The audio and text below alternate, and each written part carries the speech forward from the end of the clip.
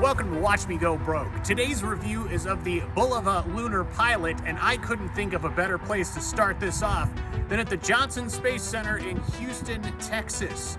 Houston, do we have a problem with this watch? I think we do.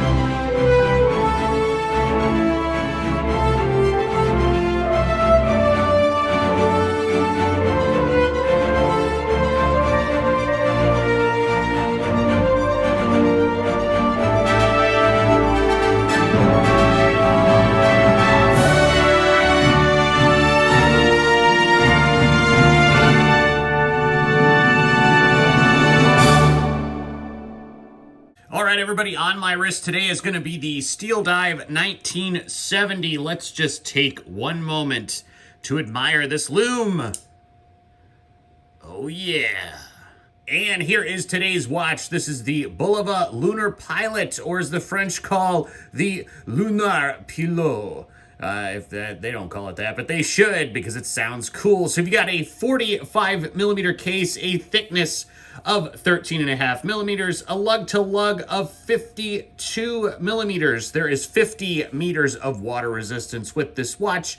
20 millimeter lugs that does not taper down to the clasp. It is a very nice boxed sapphire crystal with a frosted edge all the way around it. The case is all 316L stainless steel. It is done in a satin finish all the way around the case except for the pushers on the chronograph. This watch is going to be powered by the NP20 movement. It runs at 262 kilohertz, I think is what that is, or KHZ for, quote, unparalleled accuracy. I believe this movement, and correct me, I guess, if I'm wrong, is actually able to run within plus or minus 10 seconds a year. And zooming in on the dial is a matte black finish. There are 3 subdials that are recessed that have concentric circles. And the minute track around the outside of the dial is also recessed. So there's a lot of depth in this particular dial. As is tradition with a pilot style watch, there is a tachometer all the way around. So you can judge your speed. There is a date complication down between the 4 and 5 o'clock markers. All applied loomed indices on the dial. They are all baton style. There's a double baton at the 12 o'clock and sort of a rectangle down at the 6 o'clock to accommodate for that subdial that is counting the seconds. The chronograph is operated by two pushers, one at the top, one at the bottom. To start the chronograph, simply push the top button. Now this is, I believe it would be considered a mecha quartz. I may be wrong on that. You'll notice the Bulova logo has been exposed now. It is just printed, nothing applied on the logo. You'll notice the subdial at the 3 o'clock position continues to run, that's pretty cool actually, up to the 30-second mark. I don't know why it runs like that. It just looks cool to me, and as you'll see at 30 seconds, it stops running, and that helps you save the battery life. The chronograph hand is actually very smooth sweeping. It is a little bit above like you would find on, like, say, the Seiko Flightmaster.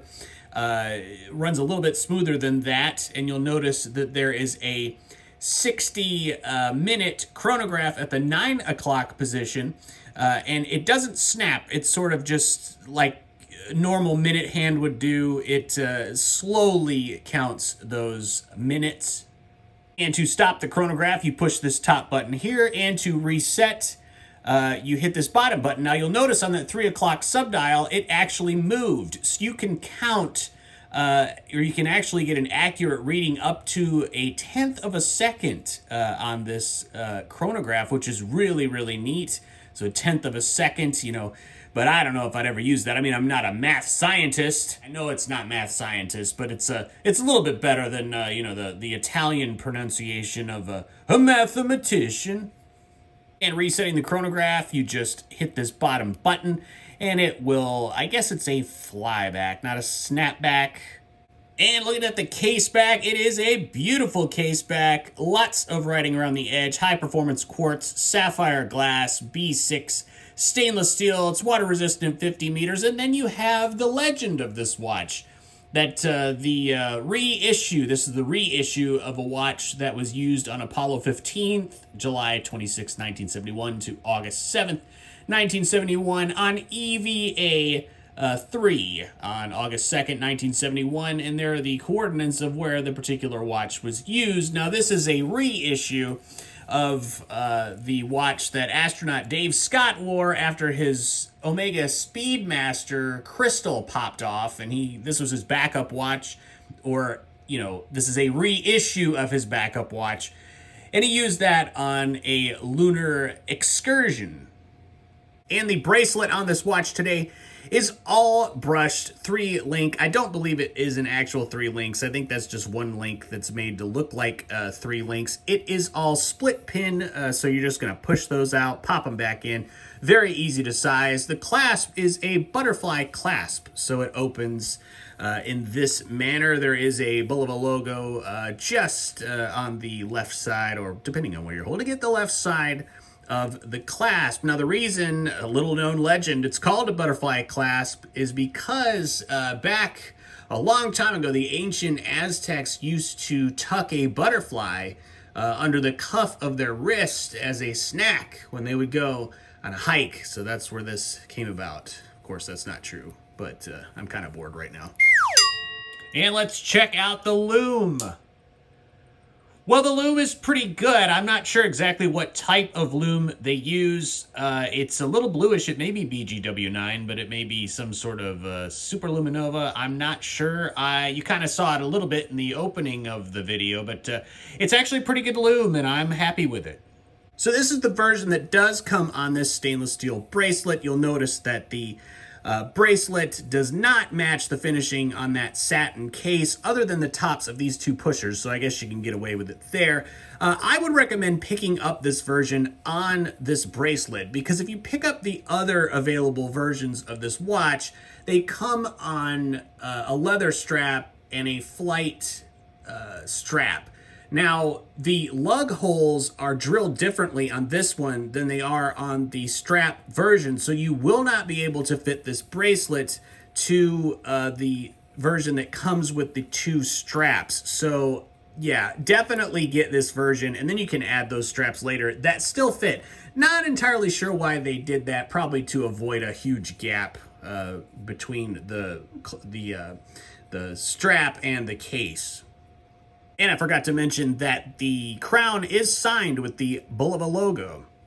So my major problem with this watch is it is massive. It is 45 millimeters. That is far bigger than the original version of this watch. This is a reissue. The original one, I believe, was hand wind. This is quartz.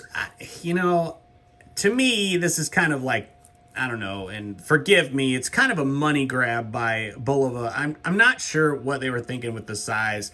For me, on my 7¼ inch wrist, I think it was just, you know, way too big. So I wanted to go to the Space Center because I wanted to try to get into the history and the heritage of space flight and the timepieces that were used, and just to see where this watch would fit in the canon of space travel. And of course, there was no mention of this watch at the Space Center at all, really. It just feels like a cash grab from Bulova, trying to use some history, which they have, rightly so, but I think this is just done in a manner that I just don't get the reasoning of the size. It is massive, 52 lug to lug. You know, this is huge on my 7¼ inch wrist. I just have trouble connecting with this watch. I really appreciate the technology, the quartz technology that they have. And of course, this chronograph functions really well. Everything on the watch functions perfectly. It's just something that I just have trouble, you know, dealing with the size. I do like the bracelet. I think the bracelet is really well done. So good on them there. But, and of course, everything looks great. It's just too damn big. And so that's really my major problem with this watch, is the size. I tried to connect with it. I wore it to the Space Center, you know, trying to see, well, will the heritage make me like this watch? And it just really didn't. You know, I'm just not a huge fan of this watch. I can't get into it. I know there's a lot of people that love them. For me, the major thing is the size. I do appreciate the technology and the quartz movement that they've used. Very accurate. You know, that's really great. I think the construction and everything is perfect. You know, but the finishing, the satin finish and the brush bracelet, they just don't really match. I don't know if there's enough there to really, you know, excuse the fact that the bracelet doesn't match. It would have been cool to have this all brushed, I think. I think it would have looked a lot better. But yeah, guys, I mean, trying to keep this video relatively short today. You know, I know a lot of guys love them. That's totally fine. This is just my opinion. For me, I would skip it if you're a guy that doesn't like big watches. If you're a guy that likes small watches and you think you're going to enjoy this, I just don't think you can. That's just my opinion, guys. So thank you for joining me. I had a fun time at the Space Center. It was really cool to see all that stuff, and I will see you next time.